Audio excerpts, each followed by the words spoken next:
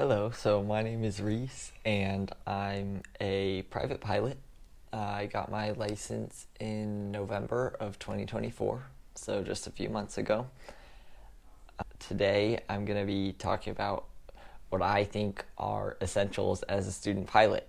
Um, with that being said, I am not a CFI. I do not have any training being a flight instructor. This is strictly a private pilot's view of what I think a student pilot needs. So let's start up first. I also have a list here that I'm going to be going through that I took some notes on, and if I can think of anything, I'll add them in after this. So, all right, let's start. So the first thing that I think every pilot needs are sunglasses, and I'll be going through my flight bag here. So I just have Diff sunglasses. They're not as expensive as Ray-Bans, and I got aviators even though I don't think they look that great on me. They do a really good job of covering everything, and they're not polarized, so you can still see the display. So these are my sunglasses.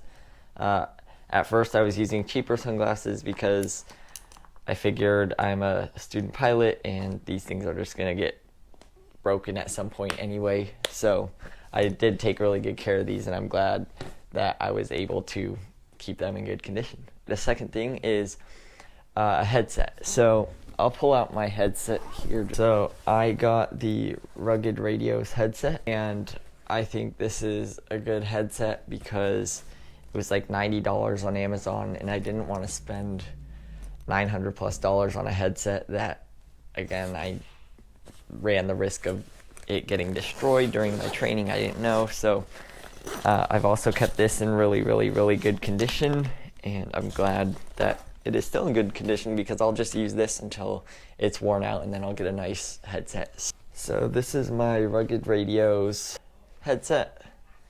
It has really good padding on it, and the microphone works great. I haven't had any issues with this. It's got a little volume adjustment knob on the side, and this has been a really good headset. So here's the brand.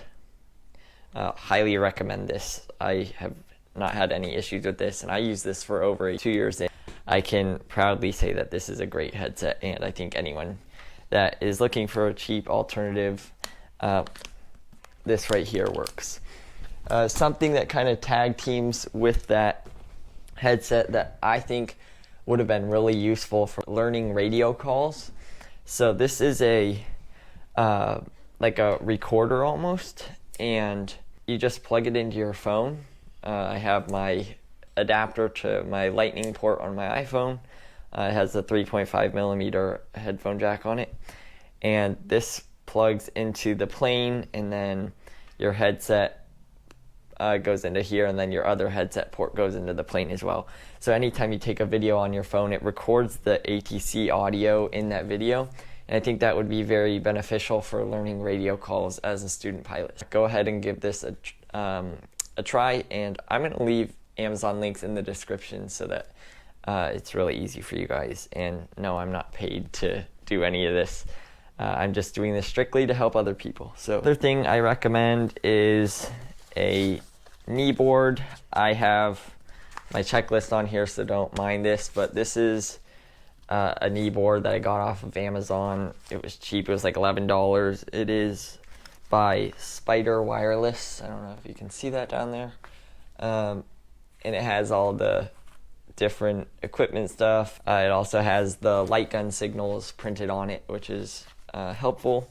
And then I went on Amazon for the notepads, and I got an Amazon Basics notepad thing. It came with like 11 or 12 of them.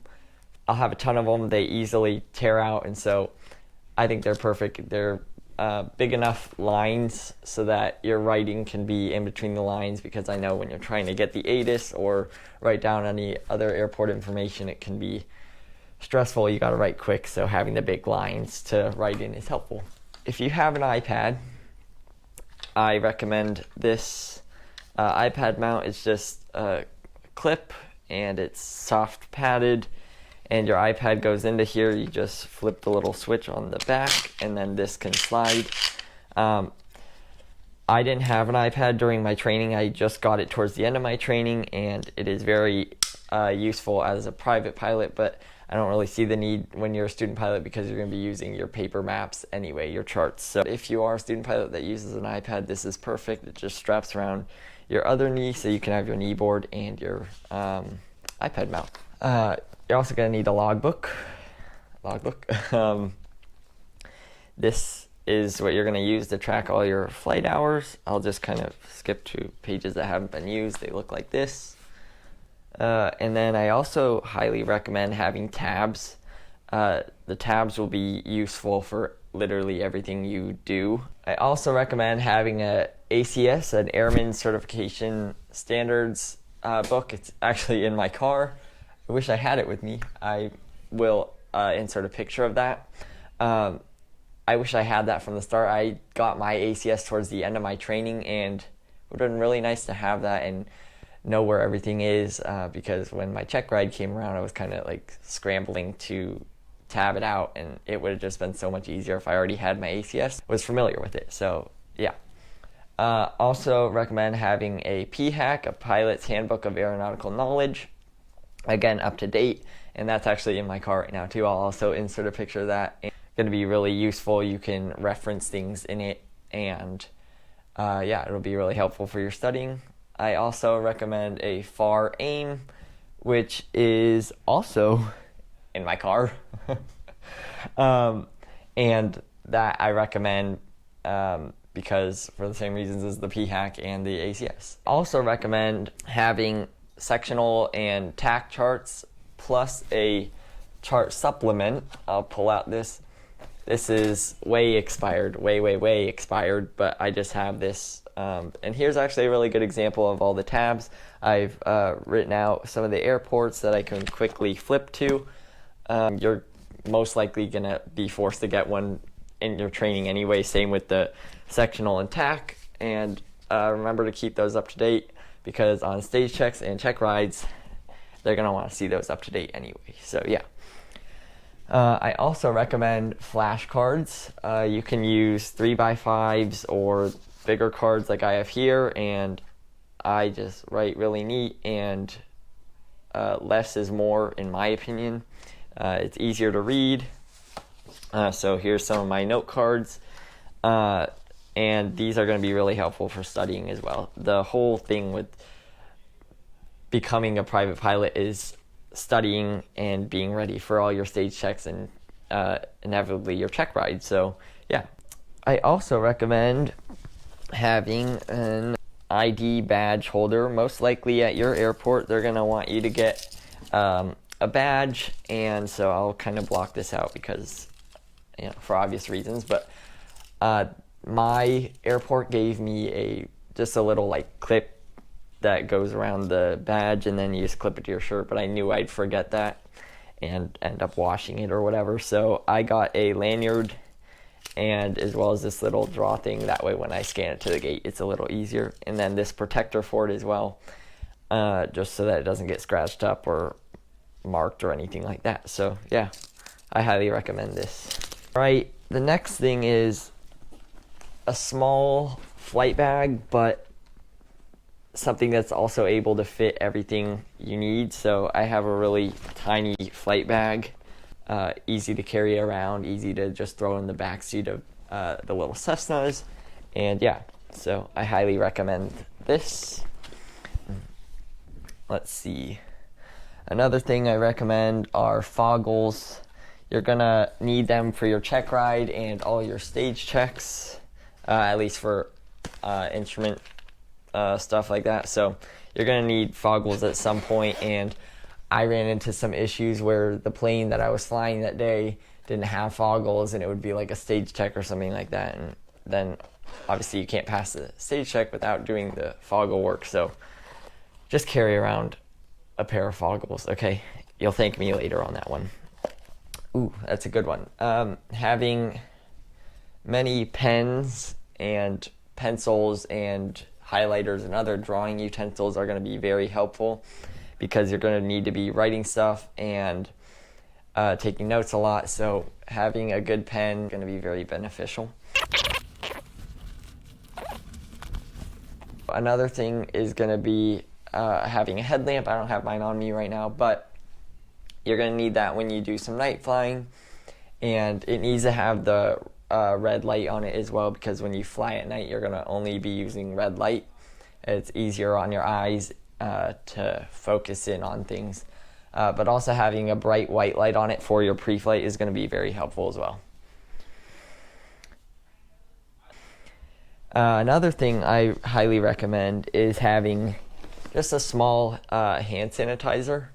I had some instances where I was doing the fuel sumps and actually got fuel in my eye, and I had to go wash that out. Obviously, hand sanitizer is not going to help you with that, but getting a lot of fuel on you when you're doing your pre-flight and when you're checking the oil or adding oil, you're definitely going to get fuel or oil on you, or just other sorts of dirt on you just from your pre-flight in general. So I go through these little hand sanitizers quite frequently, and I actually should probably be carrying a little bit bigger of a bottle, but these are small, lightweight, they're cheap too, so yeah, highly recommend hand sanitizer. Another thing is, and you can do this on your phone or a computer, but having access to aviationweather.gov, it's a free website, aviationweather.gov, and it is very useful for getting weather information and also studying. So you can click on the products tab, and it's going to bring down the list of things that you can click on and see different weather things like prog charts, TAF maps, forecast discussions. The main thing you'll be using it for are METARs and TAFs, PIREPs, wind temperature data, and SIGMETs and AIRMETs. At least in my area, we get AIRMETs a lot. Not often do we get SIGMETs, but a lot of AIRMETs, so checking that before I go fly is always a must. Something I didn't write down, but I'm noticing that I think is helpful is having, if you're going to bring an iPad, having a matte screen protector on it. It keeps the glare down when you're flying, and you also don't get fingerprints all over, so I highly recommend a matte screen protector. So also, saving the 1-800-WX-BRIEF phone number to your phone is going to be important, because when you want to go, especially when you get to your cross-country phase, you're going to need to be writing out a nav log, which I'll actually show you. I have some printed here.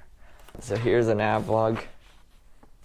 They are long and dreadful and awful, and everything about them is it's hard time consuming.